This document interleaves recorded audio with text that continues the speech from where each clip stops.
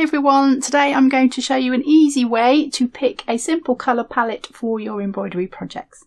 It's Sarah and Ginger Gap from Sarah Homfray Embroidery. Welcome to another video, and this subject's cropped up a few times in various places on comments on the YouTube channels and on social media, so I thought it'd be a really good one to look at. So we're going to jump straight in and I'm going to show you this really easy method.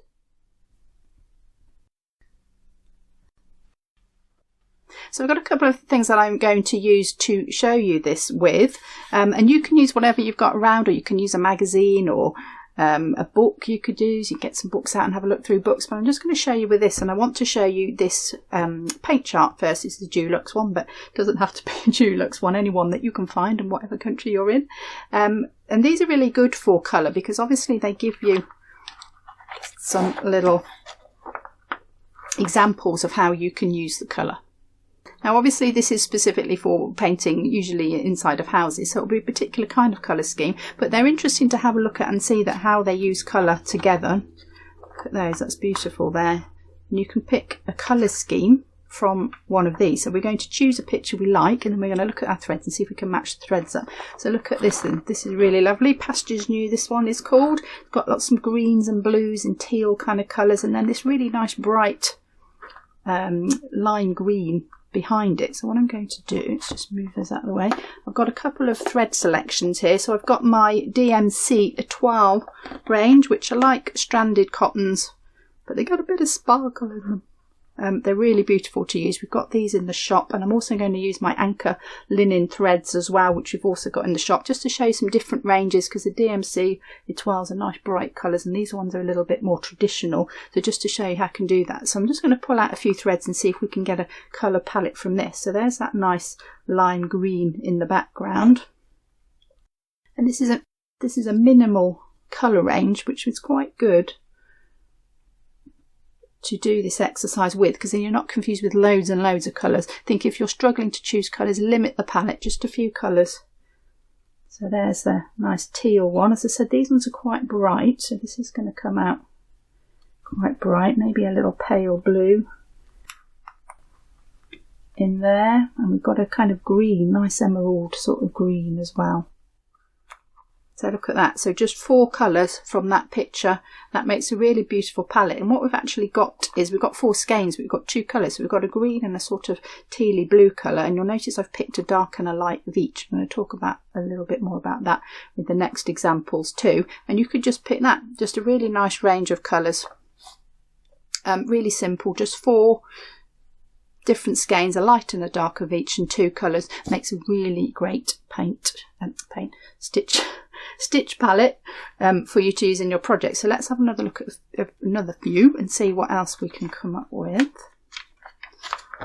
That's nice, it's got lots of colours in there. Sometimes you just look at a little bit of it and pick a small part of it. There's some really bold ones. Look at this, a black, a kind of an orangey red colour, and a sort of a buff colour. Could be really amazing. Sometimes try something that you wouldn't necessarily normally choose. Sometimes it's easy to pick the same colours again and again. You tend to go to your, that's a nice one, you tend to go to the same colours because you're not quite sure, I don't know what to choose, or and it's quite good to have a look at something you might not normally pick. So this is nice. Look at this one, this front door, it's got this beautiful kind of aubergine colour. Do we have anything like that? We do. Got this nice warm green, dark one, and then it's a sort of pale blue, tealy colour. I don't have a pale teal, but that one is quite nice. So those are sort of 3 colours. Oh, we've got this background one as well, which we do have. Look at that, really nice colour set. And sometimes if you just reorganise them, let's do them like that. Really easy way to pick a colour scheme.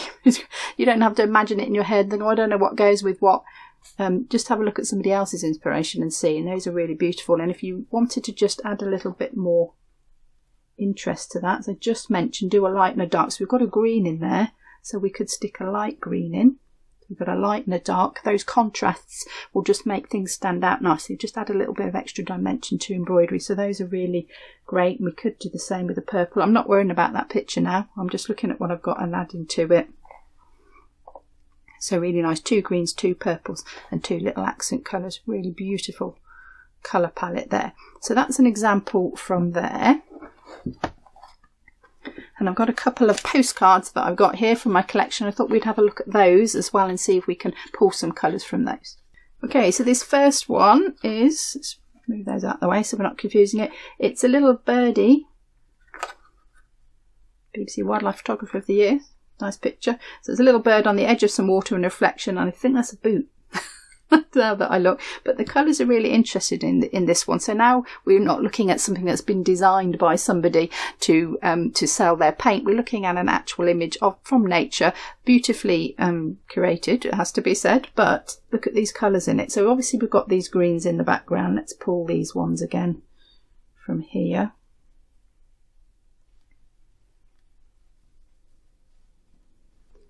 And then we've got some little accent colours which are quite interesting, and the little bird has got this sort of, look at that, perfect colour for him. And if we pick the colour on his head as well, this one's coming in a lot, this blue colour. Look at those together, really interesting colours. And you may not look at a set of embroidery threads and think those colours together, but there they are and they work beautifully. And again, you could now go off the inspiration and then you could add in another blue. That was a bit dark, maybe that. So we've got green, blue, and we've got a little accent colour of that sort of orangey brown as well. So that's a nice colour scheme, and if you've ever done any Jacobean or anything like that, you might know that couple of colours and an accent colour makes a really beautiful colour scheme. So that works really nice for that one. So let's have a look at a few more, and maybe we'll have a look with the Anchor linen set now, because they're not quite as bright colours. So let's have a look at a few of the postcards as well. So this I think is Mykonos. It is Mykonos. And just look at the colours in the sky of this. So this is a sunset, obviously. And, well, I say obviously, might be a sunrise. Maybe it's a sunrise. I don't know. It doesn't matter. But pinks and purples, and we've got blues this side. And we've got this really dark colour of the windmill roof as well, which is quite interesting. So let's just see if we've got anything in here. These are quite muted because these are based on traditional colours, and they're dyed with more natural colours. So look at those pinks, they're nice.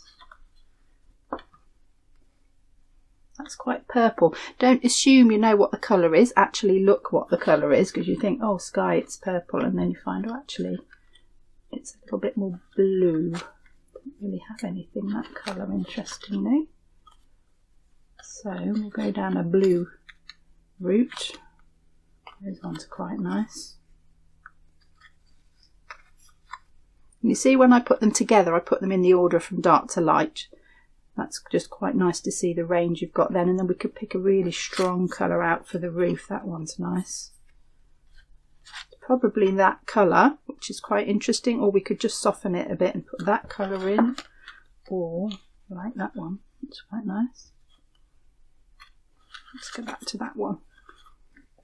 So you can see the colours I've picked from there. There's a really strong blue in there, so we could bring that one in, that end. Look at that colour palette, really beautiful. And it's so easy to do this. You haven't really got to think too much. You've just got to look and see what's on your image and see what you like. Pull some colours out and just choose minimum number of colours. I would say, what have I got? I've got 6 there, probably no more than 6. And if you don't have loads of threads to hand, you could take your picture into a store and you could find the embroidery threads and you could match them that way. Okay, so let's just talk through a few more of these ones. This one is a nice bright colour scheme. You don't have to be muted. Colour scheme's nice and bright. Pink, yellow, bit of orange in there and a couple of greens. These ones I pulled, these are Greek buildings and Greek houses, and they have these beautiful white houses to keep them nice and cool, and then often this really bright flowers, like the bougainvillea is lovely, and the blue paint with it. And this is a stunning colour scene, so maybe it would work with the muted, so you'd get the same colour scheme but you're just toning it down a little bit. Don't have that bright pink, but that doesn't matter. We've got blue, we've got pink, we've got white, and You could put a couple of greens in there. Look how beautiful that is. So it doesn't have to be the exact match, just look for the colour and find the colours in the set that you've got. So that's a really nice one. This is one of my favourite pictures of this lady stitching. This is a John Everett Millet painting. She's doing a little embroidery and she's stretching. She's been at her frame a long time, but look at the colours in this. We've got blue and orange, which are complementary colours. They set each other off really nicely. We've got red and green here in the window, also complementary colours, so they go together really, really well. So you could pick some really wonderful, strong colours from that one. We've got a bit of Claude Monet and his water lilies. Look at these beautiful ones. This is where your linens come into their own.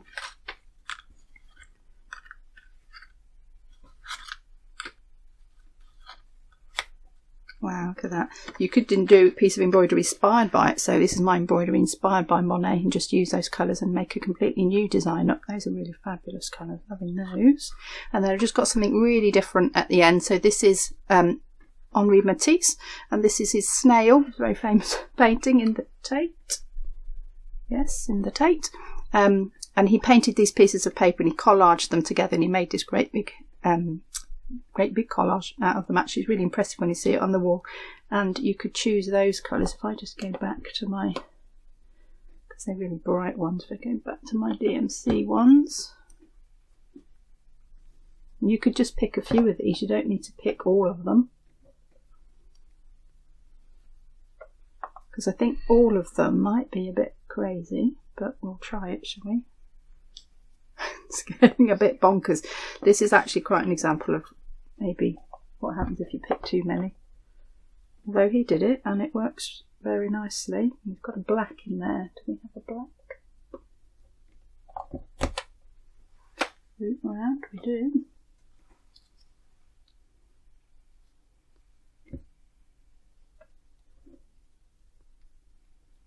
That's quite interesting. So I have literally picked all of the colours. 2 purples, some yellows and oranges. So mad crazy colour scheme. And it obviously works for Matisse. He's used it very carefully and he was a master at how to put colour together. But if you choose this many, suddenly it's quite complicated and you've got a lot going on and you've got to decide where to use what colour.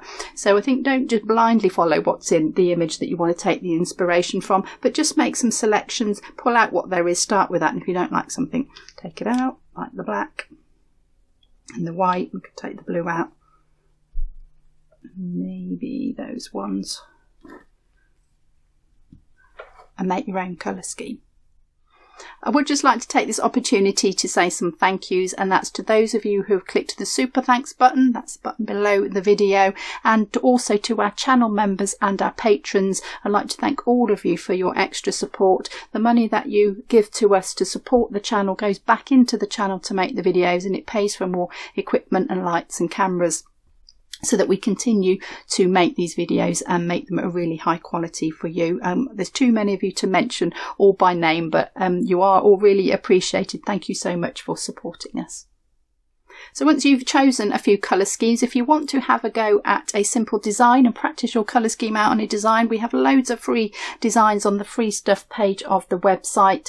I'm just going to show you a little glimpse of that here. So we've got lots of designs that you could have a go at with your colour scheme. So you could have a go at the Jacobean flower design. You don't have to do it in beads, you can do it in stitches. That's a nice line drawing for you to have a go at. We've got some alphabets on there. You can pick the letter you choose and you could do that in some different colours. The little snail is a really great one to have a go at. He's got lots of nice shapes that you can do in different colours. You can see I've done quite a few colours in this one here. There's the silk mandala as well. That's a nice opportunity for some colour practice on there.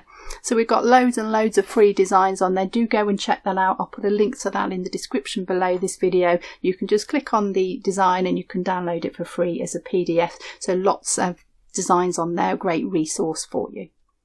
So I hope you find this video helpful and you're inspired to go and choose some colours of your own and find it's not actually that difficult, and you can look in lots of different places for your inspiration as well. I've just picked a few postcards that I happen to have, but do look around you, look in nature and see what nature has. Nature is a master at choosing colour. You could look outdoors, you could look in gardens, aquariums. Fish have some absolutely fantastic colour schemes in them. When you look at the fish closely, they're really amazing colour schemes. So there's lots of places you can look for your inspiration. And if you're interested to learn more about colour, this is just a little brief look at it. We do have a longer video on colour, which goes quite in depth into some colour theory. We look at the colour wheel, we look at the thread cards and how to use different thread cards and what they mean and how those colours on there work. Loads of theory in that one as well, so do go and check that one out. I'll put that one up here for you. Go and click on that and learn a little bit more about the wonderful world of colour. And if you've enjoyed this video, do give it a thumbs up, and I will see you next time.